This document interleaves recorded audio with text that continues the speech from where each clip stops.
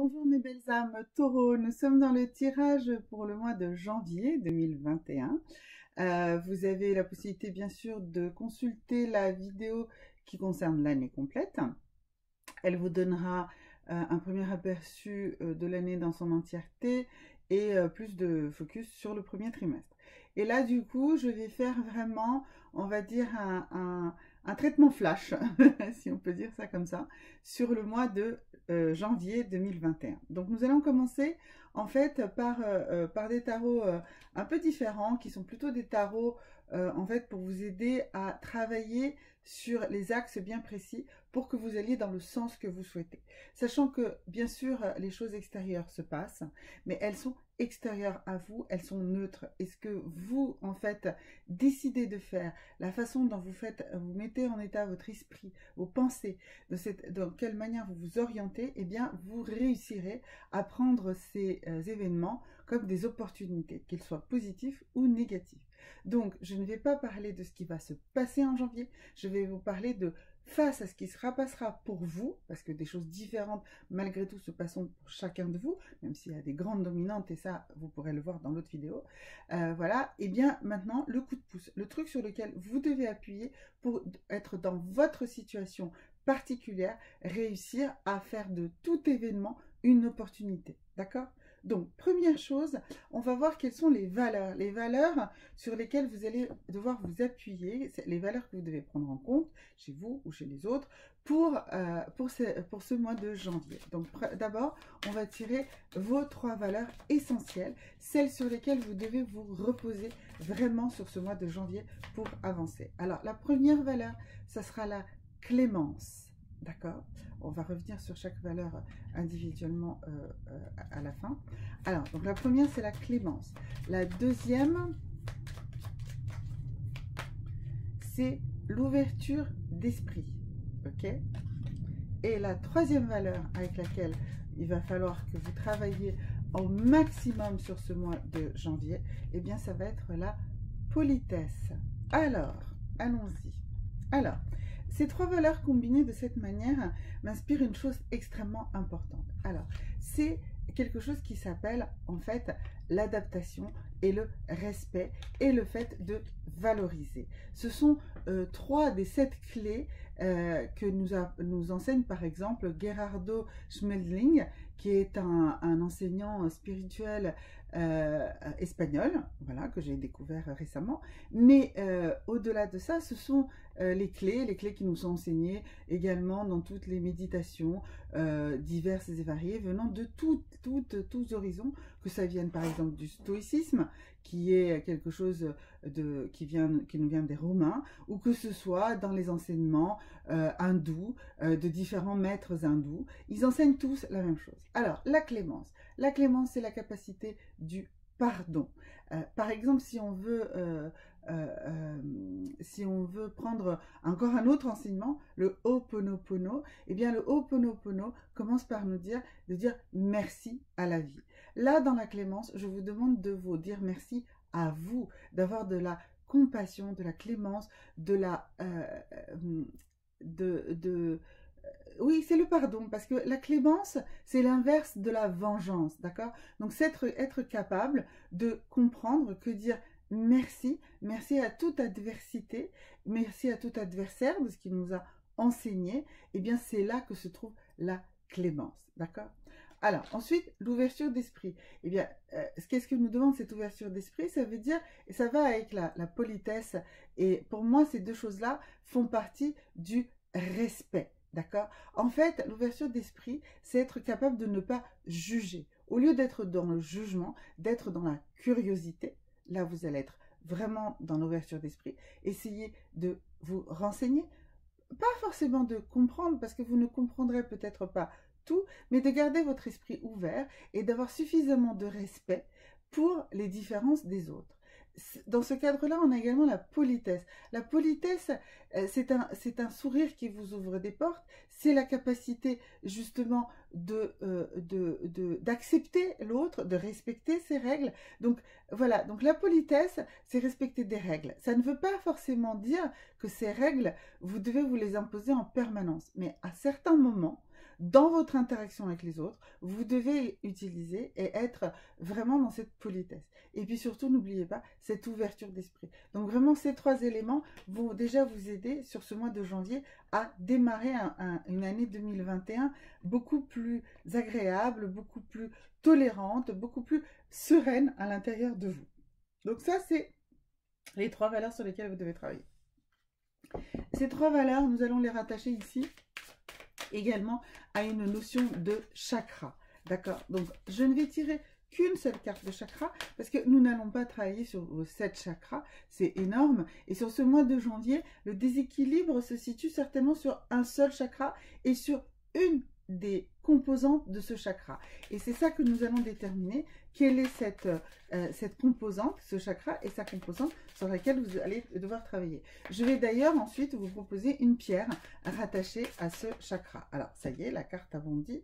Alors, ici, on est dans ce chakra rouge là, qui est le chakra, le deuxième chakra, le chakra de la sexualité, le chakra qui se trouve au niveau de nos organes sexuels. C'est le chakra de l'énergie de vie, d'accord? Et là, on voit que ce qui vous arrive à vous, mes amis taureaux, en ce mois de janvier 2021, eh bien, c'est que vous êtes dans une certaine insécurité, d'accord? Vous êtes dans l'insécurité au niveau de ce chakra. Donc, il va falloir travailler sur ce chakra. Pour travailler sur ce chakra, eh bien, de ce deuxième chakra, c'est toutes les pierres rouges. Donc, typiquement, un jaspe rouge. Mais là, je crois que j'ai vu quelque chose qui me parle plus pour vous. Et ça serait une perthite. Alors, bien sûr, vous pouvez également prendre un jaspe rouge. Hein, il sera parfaitement parfaitement adapté. Mais là, pour vous, sur janvier, si vous avez la possibilité, ce n'est pas une pierre très chère, la perthite, c'est une pierre donc rouge. Elle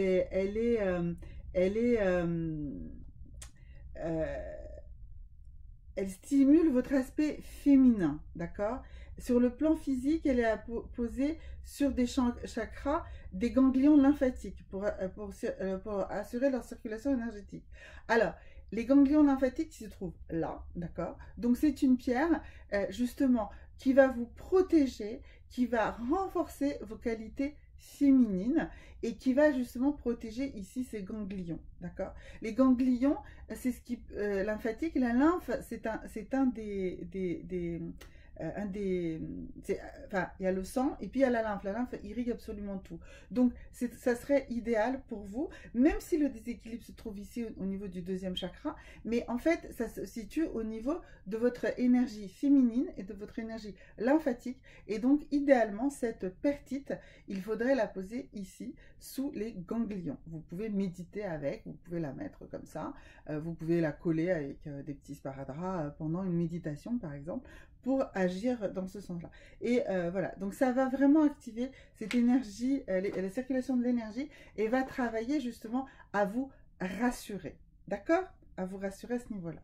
Alors ensuite, on va également aller ici chez mes petites sorcières. Alors j'ai deux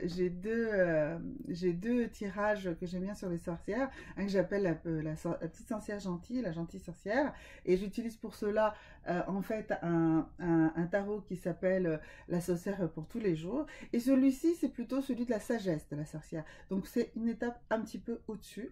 Voilà, donc on va voir un petit peu quel serait un rituel qui pourrait vous convenir pour renforcer ce travail qu'on a vu. Alors, pour renforcer ce travail d'ouverture d'esprit, de clémence et de politesse, qui sont les valeurs qu'on vous a demandées.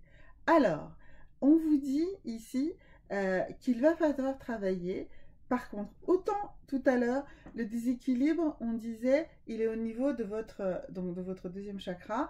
Et la pierre, elle va vous aider sur la partie féminine.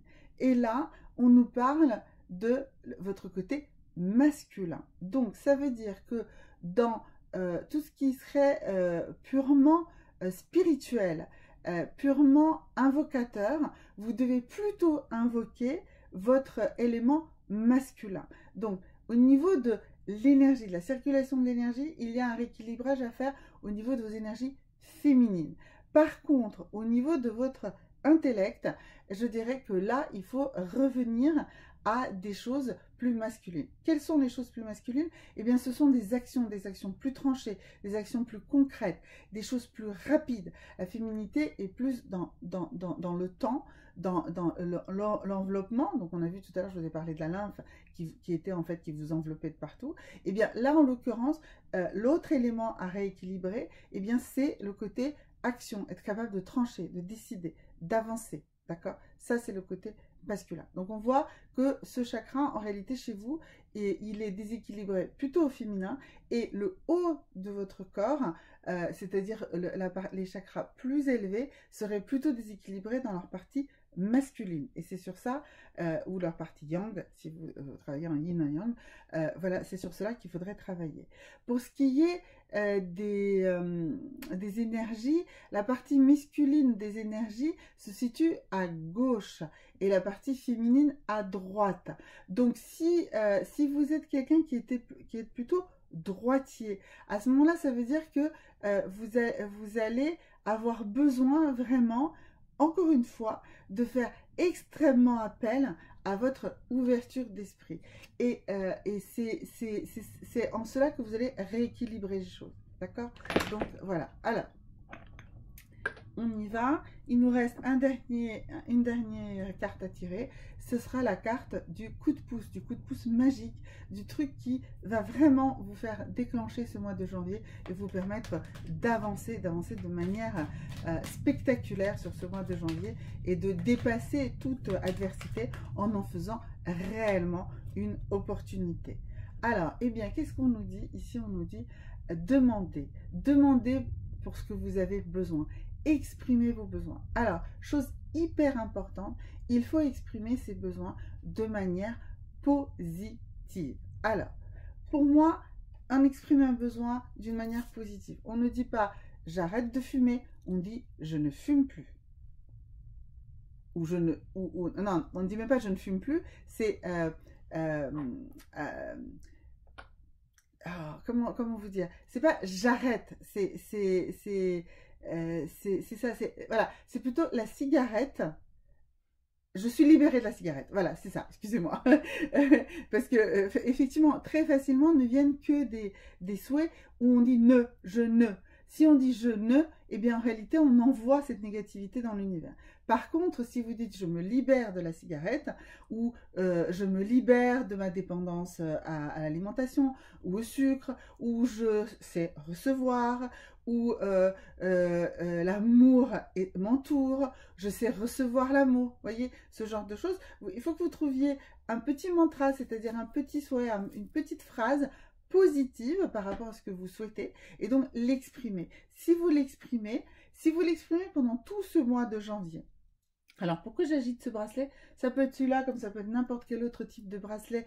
Alors, moi, personnellement, je suis plutôt pour des bracelets de ce type-là en lithothérapie. Ici, je suis avec vous et je travaille beaucoup avec mon troisième œil. Donc, du coup, forcément, j'utilise beaucoup de sodalite, ok? Mais vous pouvez utiliser n'importe quel type de bracelet. L'essentiel, c'est qu'il soit facile à mettre et facile à enlever.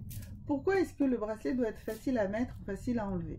Parce que ce que je souhaite, c'est que tous les matins, vous preniez la peine de allumer une bougie, de réciter votre mantra à ce moment-là.